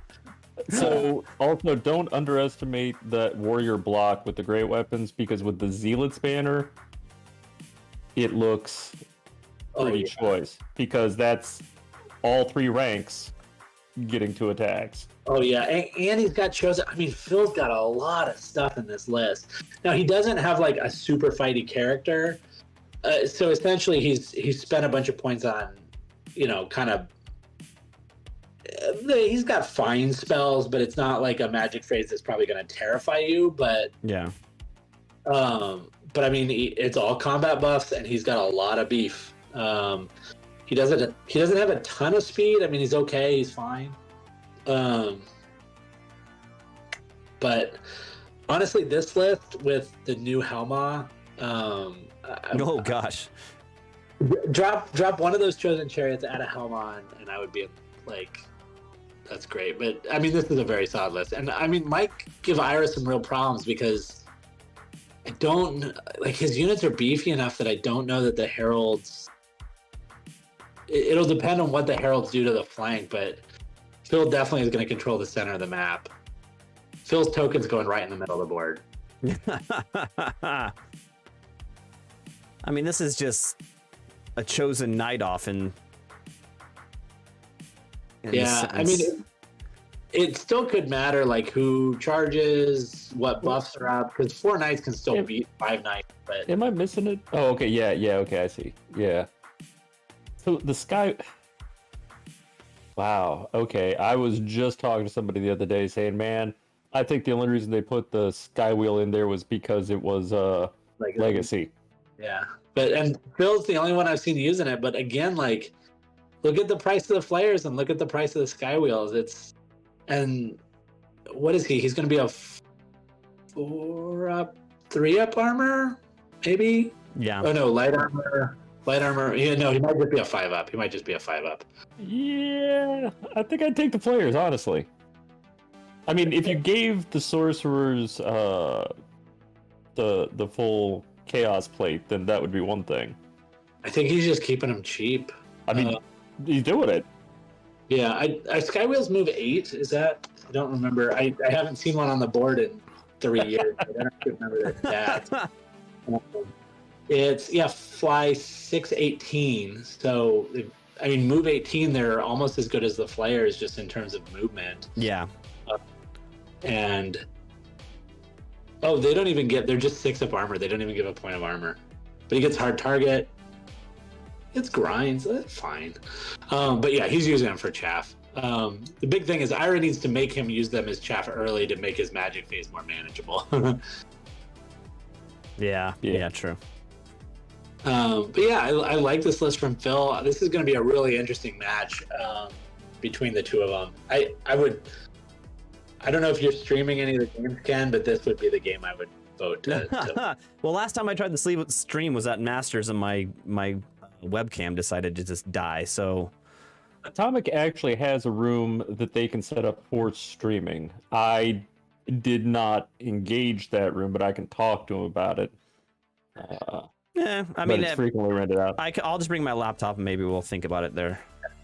I'm going to be playing, so I don't care. I mean, I want to watch it later. I don't know. So who we got in this matchup? I think it's a really close matchup, obviously, but I think the edge for me is with Knight, Ira. I guess I'm gonna wonder how rusty Ira is. I know he's gotten at least one game in, probably more than that, but if he's shaking off the rust, like, he can really dance around and cause Phil some issues, but Phil's coming at him hard. I think the ability for those demon princes to pick and choose what they're gonna take is gonna be the deciding factor. Yeah, I agree. Because I mean, Comet makes those sky wheels sad. Yeah, and he's not really. I mean, honestly, he's not really scared of Phil's magic. He'll probably have Spike and the Hereditary, but like, fine. Yeah. Yeah, I think Ira. This is going to depend on Phil wants the combats to start really early, and Ira wants the combats to happen turn 5 and 6. I'll be curious who wins that battle. I'll go with Phil. All right, all right. Somebody's on Ira. The rule of cool. He took 4 or 3 sky wheels. Gotta give the guy some credit. All right, and you know what? This next matchup, this guy named Kenyon Duncan, only one bringing Saurian Ancients, which was a surprise to me. And I'm playing against Captain Caps. I'm shaking in my boots right now. So the best part about this was Ken asked for challenges, and I don't know if you saw it I actually challenged Kenyon and then never got a response. So we were doing pairings. I think I completely missed it then. Well, I accept your challenge now. Well, the best part was we were doing the pairings, we were adding in like the challenges, and Ken was like, "Oh, you challenged Kenyon," and I was like, "Yeah, but he didn't respond, so I don't think it's real." And then we did the pairings, and I got Kenyon anyway. It was meant to be. It was meant to be. The universe says Kenyon accepts your challenge. My list is my typical ways. I hate using Tegu, and I hate using Anuarch mages, so it's all skinks and Cayman. And it's just a shooty kind of MSU list. All right, and my first question, as I'm looking through this, did you take Magbows? Yes. No, you took Engine. Oh no, on the big guy, yeah. Those are going. Okay. That helps me a lot. those are going away, so I decided not to take them and try out Engine of the Ancients. Yeah, and I've got regular Magbows. I've got a unit of 15 with the character with the bow in it, so you've got a lot of shooting. Double corrosive. And these are the guys I want to try. This is my experiment for this tournament, is trying out big blocks of the Raptors with corrosive spitter. So this is going to be sad for me because I'm on the Saurian Ancient book team, and I want that book to do well, but not right now. Not right now. So you can hand me the win if you want right off the bat. I'll shake on a 15 for me. How about that? No, I'm coming at you. Honestly, I don't. Even to this moment, I have no idea what you're taking, so I haven't clicked this drop down yet to see what you're taking. This is interesting because I'm curious. So here, take us through your list. I'm curious. So I've just got the 2 skink character. Those are my characters. The 2 skink characters. One with the alchemical bow. Both of them with the bound spell, Lightning for Embraces, and Rod of Battle. One is Chameleon with the Dragon Staff. He's going to pop up in either one of the 2 scouting guerrilla units with blowpipes. Then I've got in core, I filled it out with 2 big blocks of the old school Skaman units. Yeah. With Legion standards, and there's 4 Cayman in each of them, so they're going to be 9 deep. Yes, you're just getting all the res. So they're just they're bunkers, res, and then I think the Cayman, and I gave the Cayman halberds thinking that would work well with Entwining Roots and Rod of Battle. Yeah, and you've got the Enclave, so you get the war or the regen spell. Yeah. No. He gets the Entwining Roots. Entwining Roots. Oh no, he gets the roots. Yeah. It changed so many. That's the problem with being on the Saurian team is things have changed so often that I forget which version is the real version. And then my real the beating heart of the list is the Cayman Elders, which give the army Discipline 8 with the Koru Stone with the Enclave Wizard. So that means I have 5 spells and I channel once, so it's a light magic phase. Yep. Then of course the Tharascutus Herds with the Engine of the Ancients. I saw Ratman running this in the Masters, and I'm like, I gotta give that a try. And I wanted to try out the 2 Raptors, which can both be shooting and a hammer if I've stuck you in one of my anvils. And that's kind of it. And then more shooting with the spearbacks, gorillas, and magnetic bows.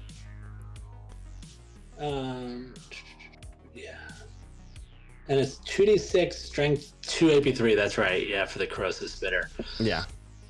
It's a good list, and you have marking. Yeah, you have. So I have 2 marks off the bat because I have Infiltrator Dart, and then both of the chameleons have marking lures. Yep. It's a lot of shooting, and it's a lot of models. I mean, 40. Yeah, a lot of bodies. Yeah. I do not have that many bodies. Let's see. I want to see what you brought. I have no idea. KOE. So your 38 skink unit has only 1 fewer model than I have in my whole army. Oh boy. So you got a Lord on a Hippogriff, Divine Judgment, Prayer Etch, Sainted Honor. So he is just a cannonball. Yeah, he's gonna wreck anything that he charges. Yeah. And then BSB with Tristan's on another Hippogriff. Tristan's Resolve, so I'm gonna break items, which is really good with the Ghostly Guard because I break your item and then I get my full armor save. That's awesome. That's a great combo. Yeah. And then he's distracting, which is nice. This is the point I will say I was a coward.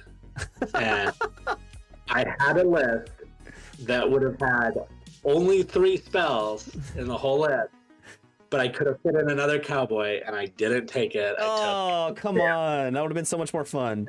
Yeah, it would have been. I should have done it, and then I told Ken I submitted about 12 lists in the last 10 hours of thing, and so I've got a big feudal knight unit with the Banner of Roland. I've got 10 Order of Sergeants with great weapons, 8 Order of Sergeants with the Banner of Discipline and great weapons. Everybody tells me these stink. They seem fine to me. They're 3-up armor, 6-up ward, hatred, great weapons, and like good. 11 Resplendence with the reroll charge banner. And then got a unit of Yeomans for Chaff, Courtier of the Dawn, which is the one that gives you the Beast spell, and then Day Knight Snowchild, which is the one that gets you get an extra attack for each model you're touching. Yeah. Ooh, this is an interesting matchup. Yeah, you were banking hard on Druidism here, right? The ability to regrow with the new spells. Honestly, I mean, it depends. The knights, I mean, the ability to say for any of the knight units, oh, you don't wound me on better than a 5-up, like they're already tough units in that. Yeah. You're like, oh, great, I can't kill those guys. But yeah, I mean, the regrowth is nice. It's just the Druidism phase is pretty solid for KOE. And yeah, it's just I wanna fight. We're coming at you. Yeah, we'll see if I can dance around you enough to whittle you down, but those 2 Hippogriff cowboys is a little scary for me. Well, that's why my first look was, do you have Magbows? Because the Magbows are about the best answer. Like, if you're going to create an answer for a Hippo character, it's 3 Magbows. 3 great Magbows. Because they hit on those. Yeah, thank you. Go ahead and tell them what Magbows do, just in case people haven't read it. The great Magbows, they're changing in the new update. But at this point, the version we're using, they would hit on 2 because my armor's too good. Yep. They do AP3. Strength 5 AP3. Strength 5 AP3, and then multi-wound 2. And then you get 6 shots from 3 thyros. So it'd be 6 shots that are gonna hit, and then when you have 4-ups, and I'm gonna get very little save. And then if you add it with the guy with the bow, the alchemist arrows, you could make it so then they're strength 6. Yep. But So I didn't do it. Oh. Now, the engines are not like a walk in the park either, because they do a 4x4, so they'll hit 4 knights and they're strength 6. 8. No, it's only 2x2. Right, they'll hit 4 models 2x2. Yeah. And But there's that's three still shots, solid. three shots that always hit on a 3+, 12-inch range. Yeah, so I mean they'll shred up a night unit pretty quick I'm on their own. It's I'm just- curious. they don't- I'm curious to see how the Raptors do against the Night unit with that corrosive spitter. Yeah, it's because I'll be on a 5-up, 6-up. Yeah, the key with KOE I found in the past, I get playing against them. This is actually the first tournament I brought KOE to. Is you just want a lot of like medium AP. Like AP 1 to 3 is like perfect for. That's where I'm at right now. That's where I'm at. You just chip away. But yeah, I've played two games with a list very similar to this, and I'm on 39 points. So Shoo. Dude, are you flexing on me before our game? Is that what you're doing? Flexing? Additional. I'm just trying to scare you. I'm getting in your head. We'll see. Make sure the psychology check. I have some plays here. Of course, I'm rooting. I'm going to vote for myself. Chris, I mean, Caps, you're obviously voting for yourself. I think the tiebreaker comes down to Ken here. And I am going to remain suspiciously silent through the whole game. Boo. Yeah, this is no. This will be a fun game. It's I'm interested to see. I'm at like 1,780 points on characters, and you're at 335. We'll see. We'll see what happens. I don't know. That's a lot of armor to get through, so we'll see. Yeah. And really, yeah, I just got to worry about those characters running around. It'll be a fun start to the tournament, at least. All right. We got a few more matchups to do here. I think 2 left. Yeah, 2 left. James, Vamps and This MD. is another challenge, right, Ken? This was. This is a challenge. Yeah, was Joey the one who first threw down the gauntlet? Like he was the first challenge. That it was the first challenge. I can't remember which one threw down the challenge first and which one accepted. I put more swing into accepting the challenge because sometimes people start challenging others just to get out of a possible bad matchup later on. They're like, no, I challenge you. Yeah, so the first person to accept a challenge, taking it that way, props. Joey threw it down. Thanks, James. Looks like we got this. Joey, yeah. Looks like we got the zombie dragon running around on occultism with mesmerizing gaze. Interesting. Oh, that's a great build because you have to accept their challenge. Yeah. And I lost a game versus Chris where I didn't read his list and he had a mesmerizing gaze and I charged in with a wizard and I was saying like, oh, kill your wizard turn 1. I was like, what? Oh boy. But he put a Nosferatu on it. That's interesting. Well, because the Nosferatu, like the dragon, because you're using all the dragon staffs, the Nosferatu is great because you just get some extra spells and you don't give up what the Nosferatu would normally cost you, which is kind of weaker defense. So it's actually a very strong, like this is a very good dragon build. Yeah. He's got a breath weapon. He's going to have a heal. Like he'll take 1 in hereditary almost certainly. He's MR2. He's just very good. This is a great character. Ghoul, skeleton, zombies, a wide mix there, and really balanced out. He has an adept account. Sorry, I'm just trying to wrap my head around this character. Account with bulk, so he's going to go in gas. Yeah. And he has crown of autocracy, so he's essentially they'll be autonomous. And then unbreakable will is I think they get stubborn. So that's a beefy unit.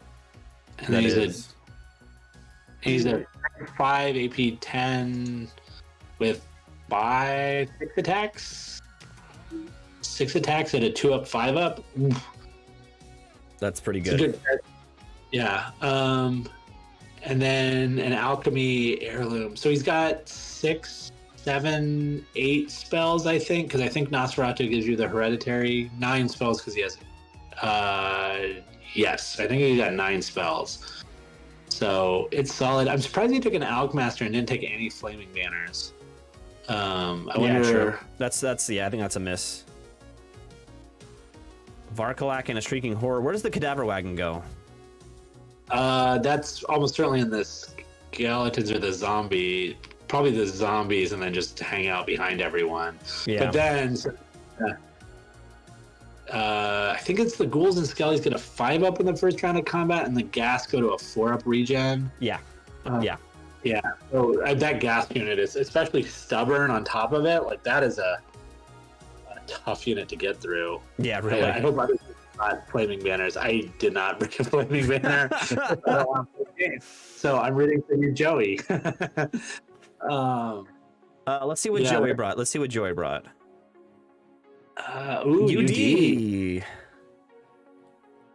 Ooh, a Godslayer on a chariot. What is Jackal's Blessing? Is that the one where he gets like 2 extra wounds? Yeah. So he's like, what, 6 wounds, Godslayer, and then you throw it on Van Braces just as a, just for fun. Van Braces chaff out in front of him. What's that? Just to clear out the chaff in front of him so he can charge down your big beastie or something. It seems like Van Braces finally hit the price point that people are willing to pay for it, where it's down to 20 points and people are finally like, sure, I'll put it in my list. Yeah. I mean, I agree with it, yeah. And he's got the double arc, Master on Div, Adept on Evo. Okay, so he's got no Hourglass. A Div Master is going to be... James does not want to see a Div Master right now with that dragon. Yeah. Or the ghoul or the gas. All right. Arc of Ages. Yeah. So he's got a million range. Oh, here's the architect on the Amulet. Is that going with? That's going with the Cataphracts to become autonomous, right? Yeah. Yeah. See, Joey could do it. Why couldn't you?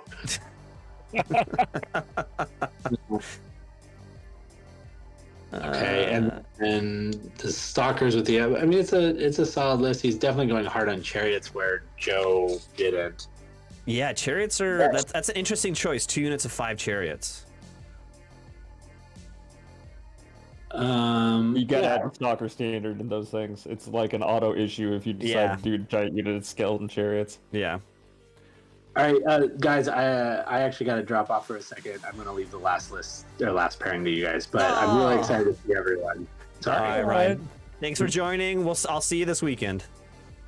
Whoa! Oh, he had to run real quick. He had to run.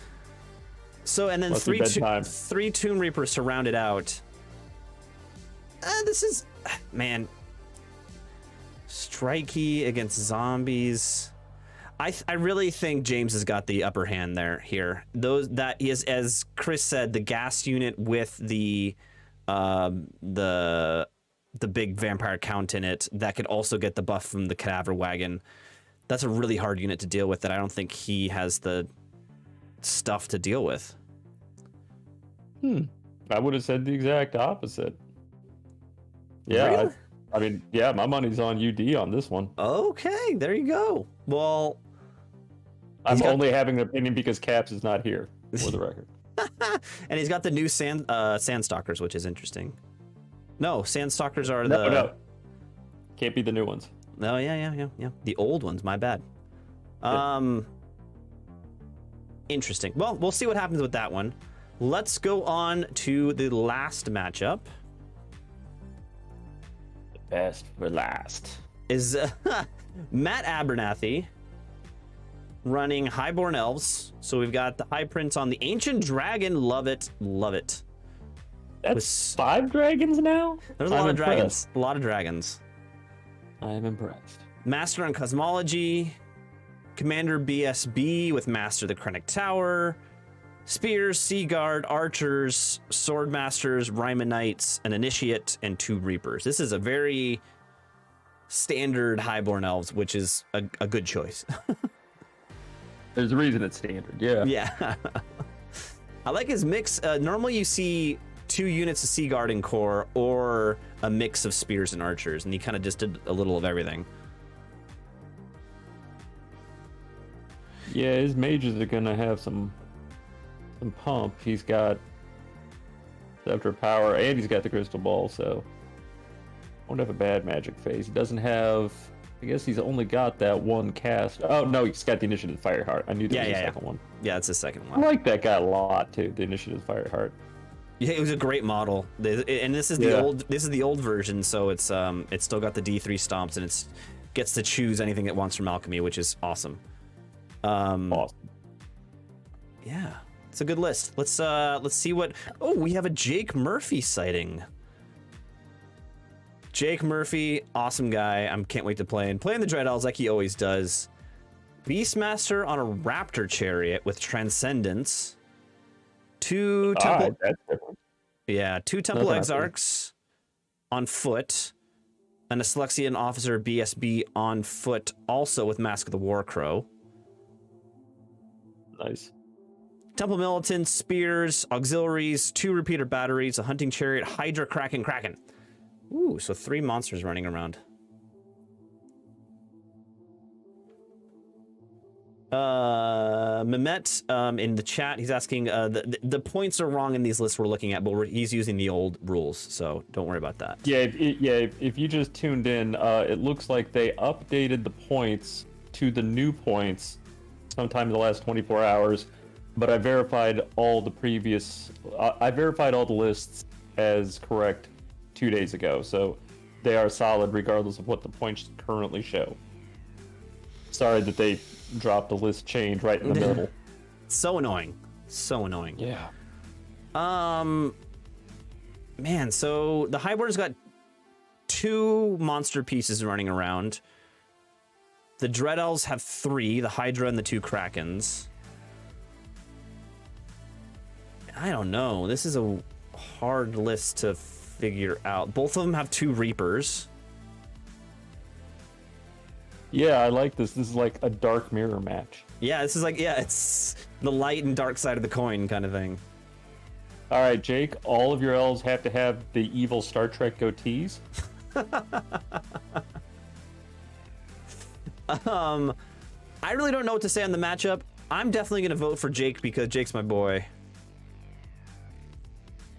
I know he recently moved to Durham, so he is now a local. Oh, wow. Nice. That's like 4 or 5 players right over the Durham area if I can just get them all hanging out and playing. It's some, not actual Durham. He moved to some town right outside Durham, so it's like a couple hour drive for him, but that's it. A couple hour drive, he says. I think that's what it was. I can't remember. North Carolina? I'm used to the Western United States where a 2 hour drive is not that bad.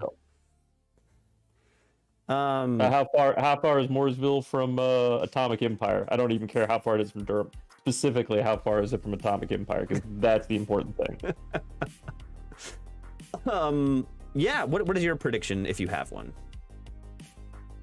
I think I'm gonna see my 2 hours. That's a shame, man. I think I'm gonna see a lot of dead elves, and that makes me really happy. And that makes everyone happy. That makes everyone happy. Right? Yeah.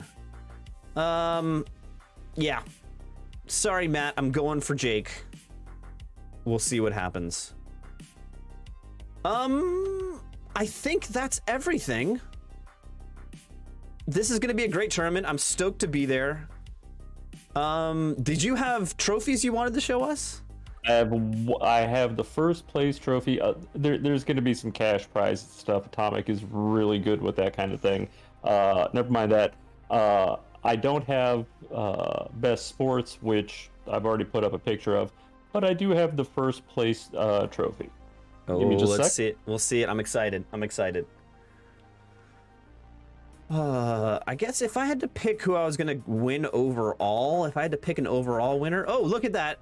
It's a shield with the Brawler bash on it. Your background. My background, hold on. I specifically put the background up so that you guys wouldn't be able to realize that I'd been sitting with it right behind me, but now I've got to pull it off real quick. Let's see. Voice and video. None. There we go. There we go. Look at that. That's awesome.